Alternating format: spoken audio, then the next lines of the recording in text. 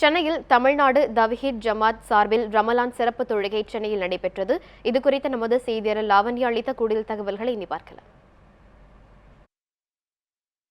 தமிழ்நாடு தவ்ஹீத் ஜமாத் சார்பில் பாரதி கல்லூரி, அதாவது மகளிர் கல்லூரி பிராட்வேயில் இருக்கிறது. இந்த கல்லூரியில் இன்று ரமலான் சிறப்பு தொழுகை நடைபெற்றது. அதாவது தமிழ்நாடு தவ்ஹீத் ஜமாத் சார்பில் தமிழகத்தில் பல்வேறு பகுதிகளில் பிறை தெரிந்திருக்கும் காரணத்தின் காரணமாக இன்று ரமலான் பெருநாள் சென்னையில் கொண்டாடப்படுவதாக அவர்கள் குறிப்பிட்டிருக்கிறார்கள். உலக அளவில் ரம்ஜான் தினம் இன்று கொண்டாடப்பட்டு வருகிறது. மேலும் முஸ்லிம்களின் ஈகை திருநாளாக கடைபிடிக்கப்படும் இந்த ரமலான் மாதத்தில் நோன்பு இருந்து, அதாவது காலை முதல் இரவு வரை அவர்கள் நோன்பு இருந்து அவர்கள் பெருநாள் விழாவை கொண்டாடுகிறார்கள்.